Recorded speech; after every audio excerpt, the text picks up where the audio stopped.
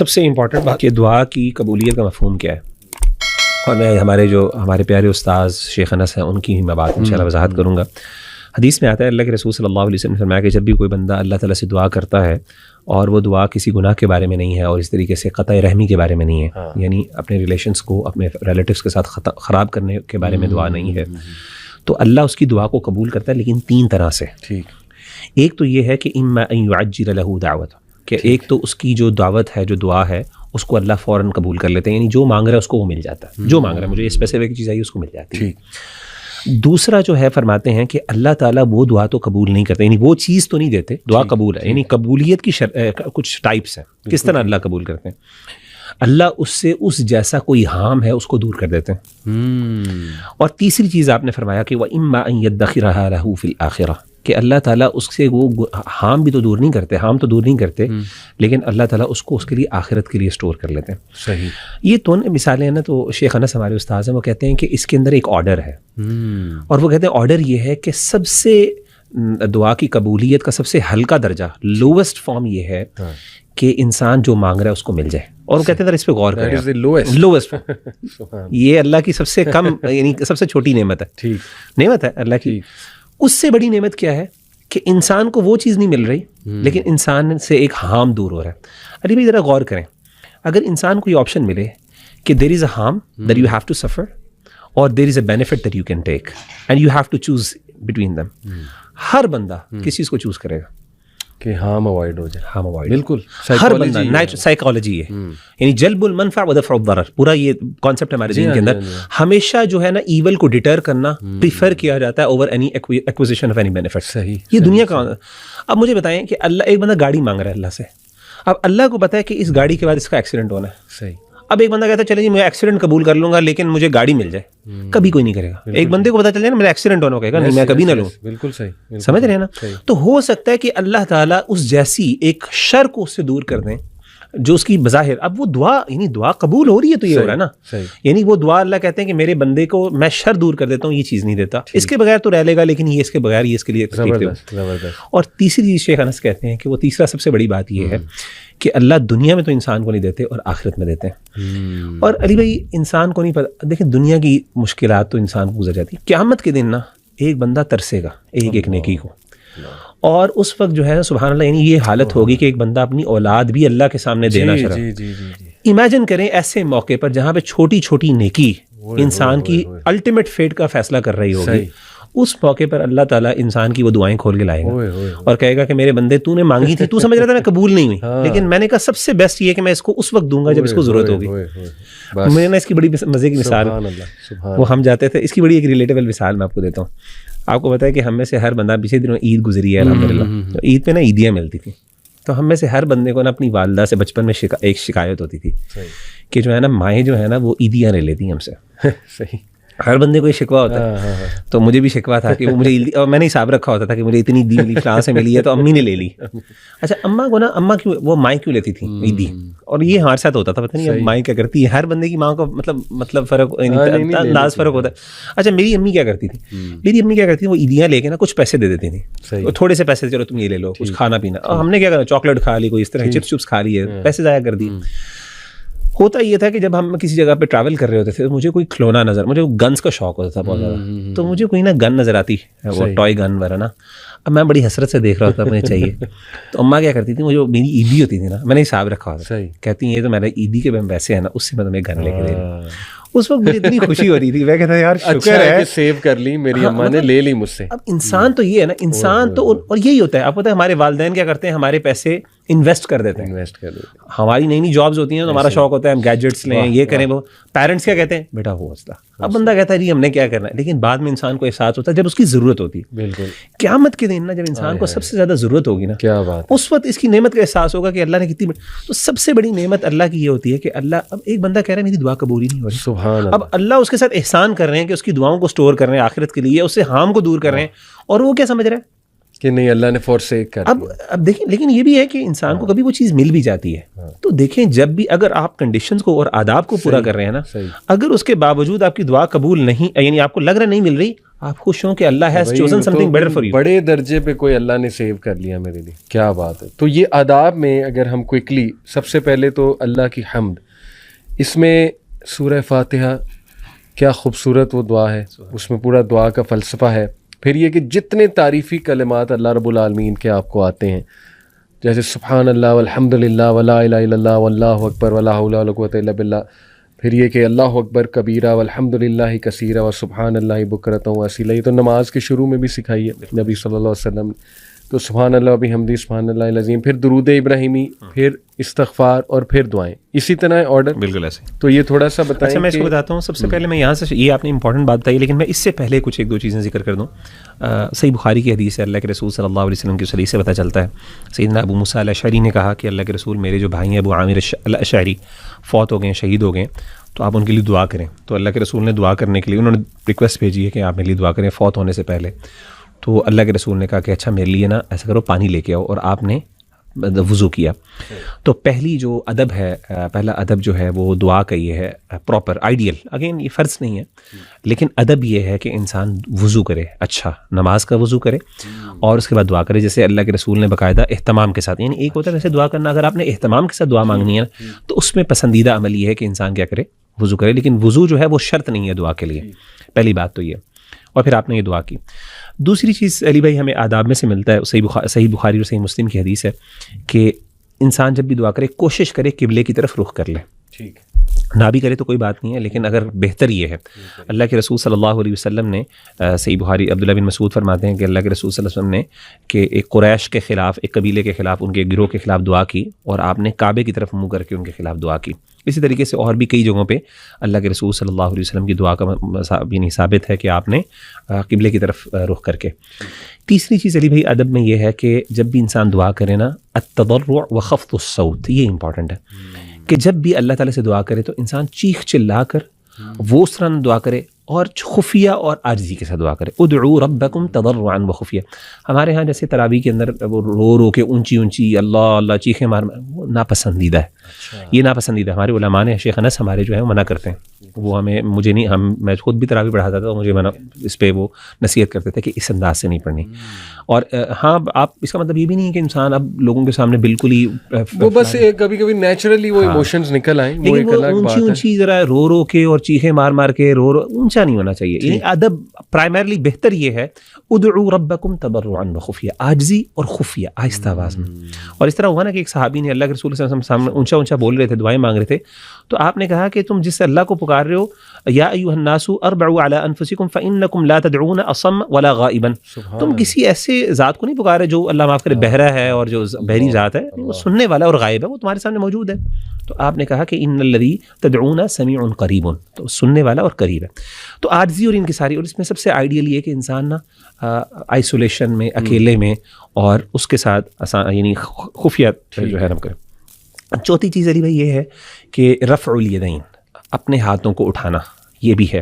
جیسے کہ حدیث میں آیا کہ ہم نے پہلے بھی حدیث پڑھی, اللہ تعالیٰ کو حیا آتی ہے کہ جب ایک بندہ اس کے سامنے ہاتھوں کو اٹھاتا ہے. اس کے بارے میں کچھ علماء نے ایک وضاحت بھی کی ہے کہ بعض اوقات کچھ لوگ نا اونچا ہاتھ اٹھا لیتے ہیں, تو اس میں ادب یہ ہے کہ انسان منہ سے اوپر ہاتھ نہ اٹھ جائے, یعنی انسان کے ہاتھ نیچے رہیں. کچھ لوگ کوڈ کرتے ہیں نبی صلی اللہ علیہ وسلم اس طرح اٹھائے, وہ ایک ایکسیپشن ہے. وہ دعائیں, وہ جو ہے نا, جو بارش کے لیے جب دعا کی جاتی ہے تو اس کے لیے ہاتھوں کو اٹھایا جاتا ہے, اور وہ پورا ایک وے ہے کہ پھر بعد میں آپ تھوڑا سا اپنے ہاتھوں کو اس طرح بھی کرتے ہیں. ٹھیک ہے, وہ پورا ایک الگ طریقہ ہے. ٹھیک ہے, تو وہ لیکن جنرلی ہاتھ جو ہے نا وہ منہ سے اوپر اس طرح کر کے نہیں اٹھانا. میں نے کچھ لوگ بہت اوپر اس طرح اٹھا لیتے ہیں, تو بہتر یہ ہے کہ ان ہاتھوں کو نیچے رکھا جائے تاکہ وہ ایک عاجزی والی باڈی لینگویج. اور اس طریقے سے اس طرح بھی دعا مانگی جا سکتی ہے, اس طرح انگلی کو, سبابہ انگلی کو اٹھا کے اس طرح بھی دعا. آپ نے دیکھا کئی لوگ جو ہیں وہ تصویر کھنچواتے ہوئے یہ ہاتھوں کو, وہ اصل میں دعا کا اشارہ ہوتا ہے کہ بھائی نظر نہ لگ جائے دعا کا. اچھا, ٹھیک ہے نا. تو یہ اس طرح دعا مانگنا بھی سبابہ کی انگلی, لیکن وہ بہرحال کچھ جگہوں پہ وہ ثابت ہے. جیسا کہ اللہ کے رسول صلی اللہ علیہ وسلم نے ایک دفعہ جب آپ ممبر پہ تشریف فرماتے غالباً, تب آپ نے اس طریقے سے ہاتھ انگلی اٹھا کے نا دعا مانگی تھی اللہ تعالیٰ سے. تو اچھا, ایک اور چیز, دوسری چیز یہ ہے کہ جو اس کے بعد وہ والی چیز ہے جو آپ کی ذکر کی تھی کہ جب بھی دعا مانگے تو سب سے پہلے اللہ کی حمد و ثنا سے آغاز کریں.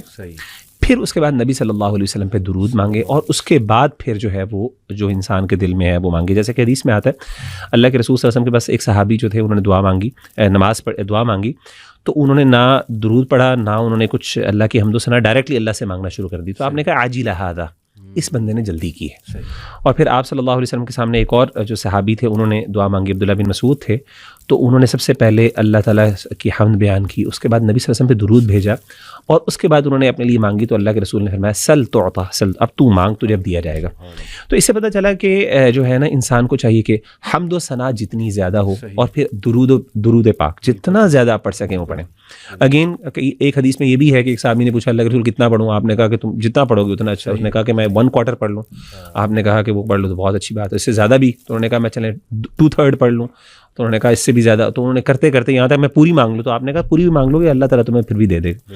تو اسی لیے یہ بھی ہے. لیکن بہرحال انسان کی تشفی اس پر تب ہوتی ہے جب انسان اللہ سے واقعی کچھ مانگتا ہے. ضروری نہیں ہے کہ آپ یعنی صرف حمد. کئی دفعہ تو سبحان اللہ صرف حمد اور اللہ کے رسول پہ درود. میرا تو یہی رویہ طریقہ ہے کہ کئی دفعہ مجھے کچھ مانگنے کا موقع نہ ہو، میں اللہ کی حمد اور اللہ کے نبی صلی اللہ علیہ وسلم پہ درود پڑھ لیتا ہوں. یار بڑا ہم سوال کیا کہ اللہ کے رسول صلی اللہ علیہ وسلم پہ درود ابراہیمی ہمیں پڑھنا. اللہ کے رسول صلی اللہ علیہ وسلم پہ جو درود پڑھنا ہے اس کی مختلف صورتیں ہیں. تو ایک جو ڈیٹیلڈ درود ہے، بڑا درود اور وہ مسنون ہے، وہ درود ابراہیمی ہے. تو وہ کوئی پڑھ لے تو بہت اچھی بات ہے. لیکن اگر کوئی نہ بھی پڑھ سکے تو بس اللہم صلی وسلم علی نبینا، جیسے مختلف الحمدللہ وحدہ والصلاۃ والسلام علی من لا نبی بعدہ، یہ حمد ہے اللہ کی. اس میں درود بھی آ گیا، اس میں درود بھی آ گیا، اس میں حمد بھی آ گئی، درود بھی آ گیا، دونوں چیزیں آ گئیں. صلی اللہ علیہ وسلم. سوری جو آپ کی بات کاٹنے کے لیے سوری، جو مین آپ نے کہا تھا وہ ہے اخلاص، یعنی دل کی پریزنس. اگر آپ کم بھی پڑھ رہے ہیں، اگر آپ صرف یہ کہہ رہے ہیں نا الحمدللہ اللہم صلی وسلم علی نبینا محمد، وہ ادھر سے، ہاں بالکل یہ کنڈیشن بہت ضروری. جی اسی طریقے سے ایک اور چیز جو ادب بیان کیا جاتا ہے وہ یہ ہے کہ جب بھی انسان مسئلہ بیان کرے اللہ کے سامنے تو یہ نہ کہے کہ یعنی عزم المسئلہ، یعزم المسئلہ ولا یستثنی، یعنی کہ ایک بندہ جب بھی کرے تو وہ نہ ایسا نہ کرے کہ اللہ تو چاہے تو دے دے. یہ منع کیا گیا. حدیث میں آتا ہے اللہ کے رسول نے فرمایا کہ تم میں سے کوئی بندہ یہ نہ کہے اللہم اغفر لی ان شئت، اللہ مجھے معاف کر دے اگر تو چاہتا ہے.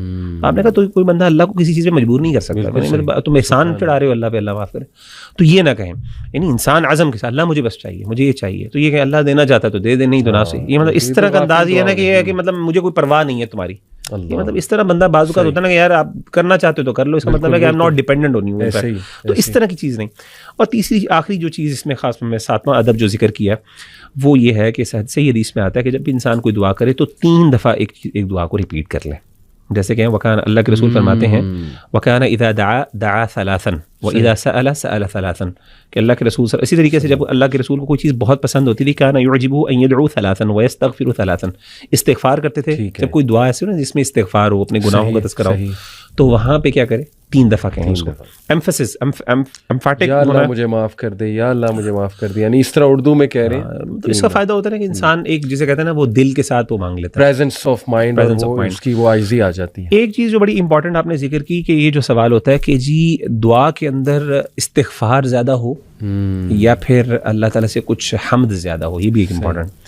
تو ابن تیمیہ رحمہ اللہ نے بڑی خوبصورت بات کی. انہوں نے کہا استغفار اصل میں انہوں نے کہا کہ ایک کپڑا ہے، امیجن کریں تو وہ گندا کپڑا ہے، آپ نے اس کو خوشبو لگانی ہے. صحیح. تو آپ کیسے لگائیں گے؟ میں نے کہا سب سے پہلے آپ اس کو دھوئیں گے، بالکل ٹھیک، اس کے بعد پھر آپ خوشبو لگاتے ہیں. سبحان اللہ. تو انہوں نے کہا اصل میں حمد جو ہے وہ خوشبو ہے اور استغفار گناہوں کی کلنزنگ ہے. تو ہمیں کیا کرنا چاہیے کہ سب سے پہلے جیسے آپ نے کہا کہ حمد کے بعد پھر اللہ کے رسول صلی اللہ علیہ وسلم پہ درود و سلام، اس کے بعد صفائی کریں اپنی. اس کے بعد کیا کریں کہ آپ خوب صفائی کریں، اللہ سے مانگیں. اور اس مانگنے کے بعد پھر آپ اللہ تعالیٰ یعنی پھر جب آپ کو ہو جائے پھر آپ کیا کریں کہ اللہ تعالیٰ سے تو استغفار ضرور کریں دعا میں، کیونکہ بعض اوقات اللہ ناراض ہوتے ہیں. تو اللہ کو راضی کرنا یہ ضروری ہے. اللہ سے کچھ رکاوٹیں دور ہو جائیں گی، امپیڈمنٹس رکاوٹ بنیں گی. اللہ اکبر. تو یہ اور اسی طریقے سے آخری چیز یہ ہے کہ ایسے ٹائمز پہ مانگی جائے جو ذرا ٹائمز جہاں پہ دعا زیادہ قبول اللہ تعالیٰ کرتے ہیں. یہ میں ڈسکس بھی کرنا چاہتا ہے کوئکلی، ذرا آپ بتا دیں. اس میں ایک تو جمعے کے دن ہے خاص طور پہ، جس میں اللہ کے رسول نے فرمایا کہ جمعے کے دن ایک گھڑی ہوتی ہے جس میں اللہ تعالیٰ دعا کو ضرور قبول کرتے ہیں. اور وہ ٹائم جو ہے آپ صلی اللہ علیہ وسلم نے اسپیسیفکلی نہیں بتایا، وہ عصر کے بعد. عام علماء نے کہا عصر کے مختلف آراء ہیں، کچھ نے جمعے خطبے کے دوران بھی کہا ہے اور کچھ نے مختلف آراء ہیں اور ان سب کے ادلہ دلائل ہیں. جو سب سے اسٹرانگ اوپینین ہمارے اساتذہ کو لگتی وہ یہ تھی کہ جی عصر کے بعد سے لے کے مغرب کے درمیان کوئی ایک گھڑی ہے، اور اس میں جو بندہ ایگر ہوگا اس کو مل جائے گی، اور ایگرنیس آپ مطلب مانگیں گے اللہ آپ کو توفیق دے دیں گے. دوسری چیز یہ ہے کہ خاص طور پہ اذان اور اقامت کے درمیان حدیث میں آتا ہے، اس میں آپ نے فرمایا اللہ کے رسول نے فرمایا الدعاء لا يرد بین الاذان والاقامہ، اسی طریقے سے سردے کی حالت میں اس پہ میں ایک ایڈ کر دوں کہ استغفر اللہ ہم لوگ اکثر لیٹ جاتے ہیں نماز میں. اب دیکھیں کتنا بڑا موقع ہم ضائع کر رہے ہیں کہ اذان اور اقامت کے درمیان کوئی ٹائم 10 منٹ تو ہوتے ہیں. اذان جب ہو جاتی, ہماری عادت ہے کہ مسجد میں انٹر تب ہونا ہے, یا تو وہ تکبیر اولیٰ مس ہو چکی ہوگی یا پھر ایک رکعت مس ہو چکی ہوگی. تو یہ کتنی بڑی اپرچونٹی ہم لوگ جو ہے وہ ضائع کر رہے ہیں. اللہ اکبر. تو اذان اور اقامت کے درمیان جی. اور اسی طریقے سے علی بھائی جو ہے وہ ہے سفر کے دوران, روزے کی حالت میں, بالکل, اور جب انسان پہ ظلم ہوا ہو, انسان مشکل میں ہو, تو آپ صلی اللہ علیہ وسلم نے فرمایا ثلاث دعوات مستجابات, 3 دعائیں ایسی ہوتی ہیں جو اللہ تعالیٰ ضرور قبول کرتے ہیں. دعوت الصائم, روزے کی حالت میں جب انسان ڈسٹریس میں ہوتا ہے اس وقت, اور ایسا ڈسٹریس ہو جس میں انسان اللہ پہ صبر کر رہا ہو. اسی لیے علماء کہتے ہیں صبر کی حالت میں جب مشکل آئی ہو نا انسان پر, اس وقت جہاں پہ آپ صبر کر رہے ہیں نا, اور آپ اس کی تکلیف کو برداشت کر رہے ہیں, اب وہ آپ کے پاس ایسی اپرچونیٹی ہوتی ہے کہ آپ اللہ تعالیٰ سے کچھ منوا سکتے ہیں اس ٹائم پہ. چلے آپ پر یہ مشکل تو آئی ہوئی ہے, اللہ چلے میں اس کو برداشت کروں, اللہ مجھے اس کی جگہ فلاں چیز عطا کر دے. تو ایسے موقع پر اس اپرچونیٹی کو بعض اوقات لوگ نا وہ باویلا کر کے, رود ہو کے نا, اور شکوے کر کے ضائع کر دیتے. تو وہ اپرچونیٹی تھی جہاں پہ اللہ کی رحمت, یعنی اللہ دیکھ رہا ہے میرا بندہ تکلیف میں ہے اور وہ صبر کر رہا ہے, اللہ کو اس کی دل کی کیفیت, اور اس موقع پر جب آپ دعا مانگتے ہیں نا اللہ سے, تو آپ کی ایک بہت کیفیت ہوتی ہے. تو ایسے موقع پر انسان بڑا کچھ مانگ سکتا ہے. تو علماء کہتے ہیں اس موقع پر جو ہے نا انسان بعض اوقات نظر انداز کر دیتا ہے. جیسے ام سلمہ نے انا للہ و انا الیہ اس موقع پر مانگ, بہت اچھی مثال دی ہے, بالکل ایسے اللہ کے رسول مل گئے ان کو نا, اپنے ہسبینڈ کو چھوڑ کے اللہ کے رسول مل گئے. تو ایک تو روزے کی حالت میں ودعوت المظلوم, مظلوم کی دعوت یعنی دعا اللہ نہیں رد کرتے, اور اسی طریقے سے ودعوت المسافر, سفر. یہ تینوں حالتیں ایسی ہیں جہاں پہ انسان ڈسٹریس ہوتا ہے, ڈسٹریس میں ہوتا ہے. یعنی روزے کی حالت میں بھی انسان پر تھکا ہوتا ہے, اور اس طریقے سے ظلم ہو رہا ہو جب بھی, اور اس طریقے سے جب سفر کر رہا ہو تب بھی انسان تھکا ہوتا ہے. ان تینوں حالتوں میں اللہ تعالیٰ. اچھا, اسی طریقے سے جو آخری چیز ہے وہ ہے الدعاء فی حال السجود. سردے کی حالت میں نا وہ جو دعا ہے خاص طور پہ وہ اس موقع کے اوپر اللہ کے رسول صلی اللہ علیہ وسلم نے فرمایا اقرب ما یکون العبد من ربہ وهو ساجد فاکثروا الدعاء. سردے کی حالت میں کثرت سے دعا کیا کرو. اس میں علماء کہتے ہیں بہرحال کہ سردے کی حالت میں فرضی نمازوں کے اندر آپ پڑھ سکتے ہیں, لیکن عربی میں پڑھیں اور اردو میں نہ پڑھیں. لیکن بعض علماء نفلی عبادتوں میں اجازت دیتے ہیں کہ اگر آپ نے اردو میں بھی مانگنی ہے نفلی عبادتوں میں تو وہ بھی اجازت دیتے ہیں, لیکن بہرحال محتاط اوپینین یہی ہے. یا آپ کوئی جنرل دعا سجدے میں کریں, اپنی جو دعائیں دل میں ذہن میں لائیں وہ کرتے ہوئے. صحیح. چھٹی جو چیز ہے وہ جو علماء نے فرمایا ہے وہ یہ ہے کہ بڑے مزے کی ہے, وہ ہے کہ جب انسان مرغے کی آواز سنے عند سماع سیاح الدیک. تو یہ حدیث بھی صحیح, غالباً صحیح بخاری کی حدیث ہے. ماڈرن سویلائزیشن لوگوں تو آتی ہی نہیں مرغے کی آواز. ہمارے پاس مرغے ہوتے ہی نہیں, ہمارے پاس تو بوائلر ہوتا ہے. پتہ نہیں مرغا ہوتا ہے کہ نہیں. صحیح. ایک فنی میں کلپ دیکھ رہا تھا, ایک عالم وہ کہتے ہیں یہ مرغا نہیں ہے, اس کو چکن کہتے ہیں. آپ نے دیکھا ہے, بہرحال ود ڈیو رسپیکٹ, ٹھیک ہے, تو اس کو ہم ہین نہیں کہتے, اس کو ہم چکن کہتے ہیں. یہ جی مزے کی فنی بات ہے. اچھا جی, تو اذا سمعتم اصوات الدیک فسلوا اللہ من فضلہ فانها رأت ملکا. آپ نے فرمایا کہ جب بھی تم میں سے کوئی بندہ کسی مرغے کو بولتے ہوئے سنے تو وہ پھر اللہ تعالیٰ سے اس کا فضل کا سوال کرے, دعا مانگے اس موقع پر. مرغا کوئی کر رہا ہے, اور عام طور پہ صبح کے موقع پہ جب کوئی گاؤں وغیرہ میں جائے تو مرغا اذان دے رہا ہے, تو ایسے موقع پر اللہ سے دعا مانگے انسان, کیونکہ وہ فرشتے کو دیکھتا ہے تو اللہ تعالیٰ کی رحمت اس وقت ہوتی ہے. اور اس طریقے سے جب وہ گدھے کو بولتے ہوئے سنے تو پھر اللہ تعالیٰ کی جو ہے نا وہ تعوذ کرے اور اللہ تعالیٰ سے پناہ مانگے, کیونکہ اس نے شیطان کو دیکھا ہے. بالکل صحیح. اور آخری چیز جو ہے نا وہ ہے مجالس کے اندر جو ذکر کی مجالس ہیں, جہاں پہ جب اللہ کے دین کی بات ہو رہی ہو, ایسے موقع پہ اگر کوئی بندہ بیٹھا ہوا ہے اس مجلس کے اندر, تو اس موقع پر انسان کے دل میں اگر کوئی بات آتی ہے وہ اللہ سے مانگ لے. تو اس وقت اصل میں اللہ کے رسول نے فرمایا کہ اس وقت اللہ کے فرشتے ہوتے ہیں جو اس میں ان کو ڈھانپا ہوتا ہے, اور اللہ پوچھتے ہیں کہ میرے بندے اس ٹائم کیا مانگ رہے ہیں اور وہ کس وجہ سے کر رہے ہیں. تو کہتے ہیں اللہ تیری آگ سے بچنا چاہ رہے ہیں, تیری جنت کا سوال. اللہ کہتے ہیں میں نے سب کو دے دیا. لمبی حدیث ہے, بڑی مشہور حدیث ہے, صحیح بخاری کی, صحیح مسلم کی.